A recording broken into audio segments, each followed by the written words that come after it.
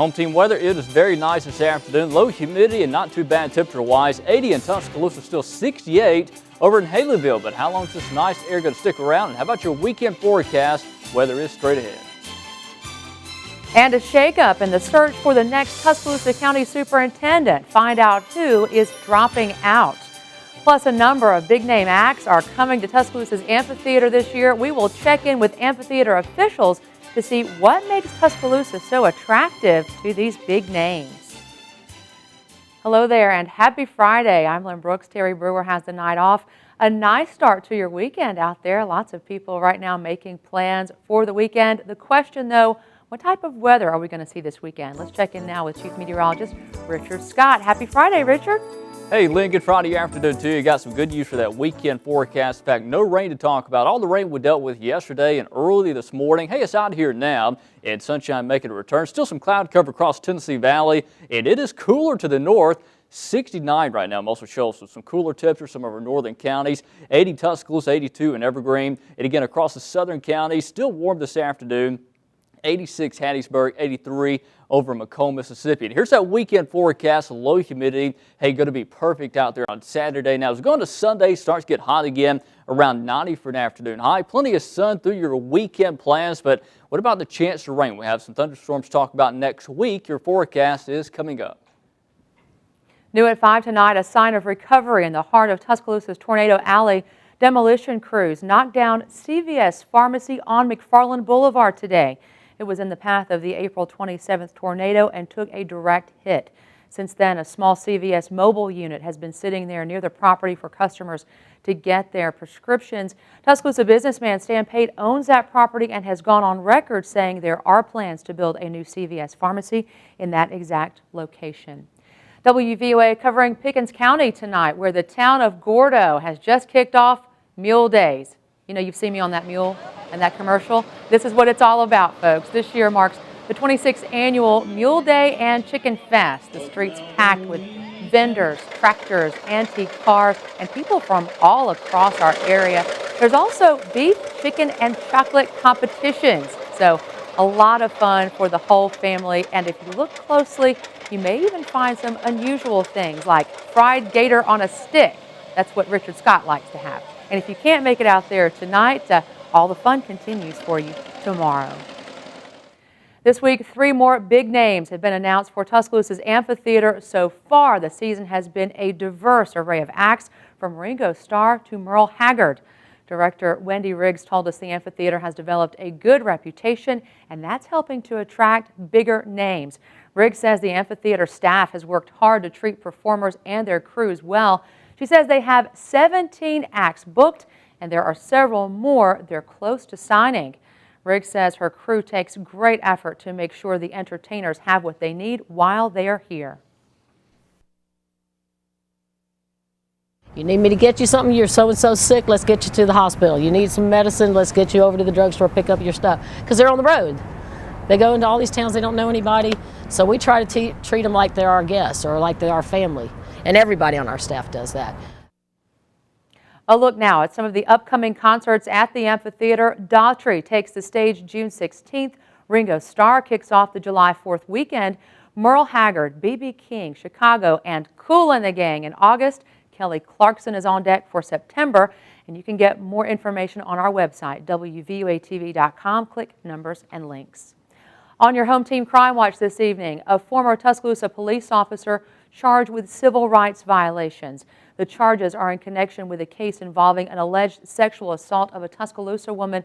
Authorities say Jason Glenn Thomas has been indicted on 5 counts in U.S. District Court.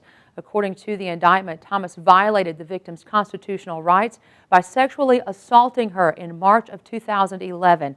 Thomas is also charged with obstruction of justice based on misleading statements provided to law enforcement officials during that investigation.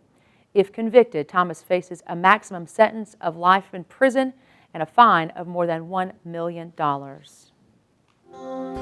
Your Education Watch this evening, Tuscaloosa County's superintendent search. A shakeup today after one of the candidates withdrew his name from that list. That leaves just 2 people in the running to be their next leader. School officials say Dr. Mike Daria has decided He is not a good fit for the school board.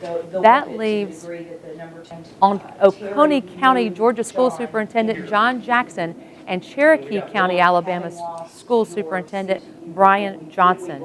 School officials say both candidates will be interviewed next week. Brian Johnson on Tuesday, then John Jackson on Wednesday. Both interviews are happening at 4:30 at Hillcrest Middle School's library. The public is encouraged to attend these.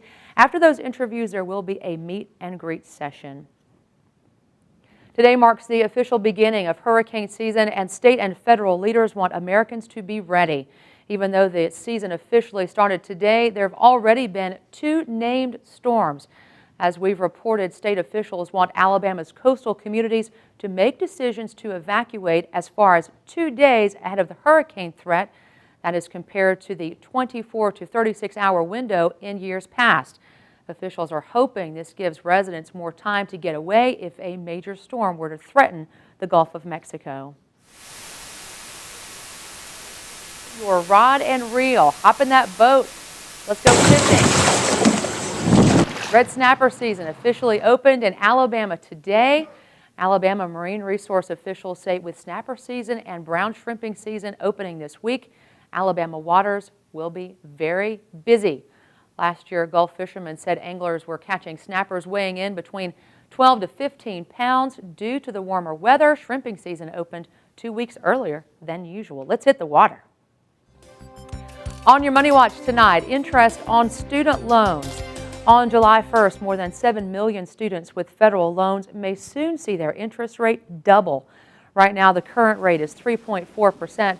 Top Republican lawmakers are making a new offer to President Obama to prevent them from going up. The concern is how to cover the $6 billion cost.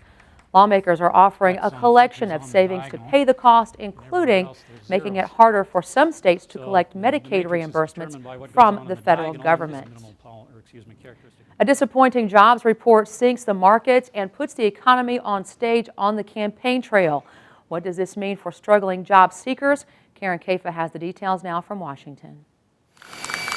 It's an issue crucial to his re-election bid, and on the trail in Minnesota Friday, President Obama acknowledged that economic recovery has been slower than many hoped.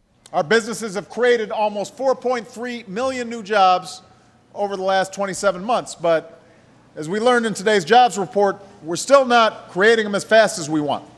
The May jobs report pointed to the weakest growth in a year. 69,000 jobs added to the U.S. economy, less than half what economists expected.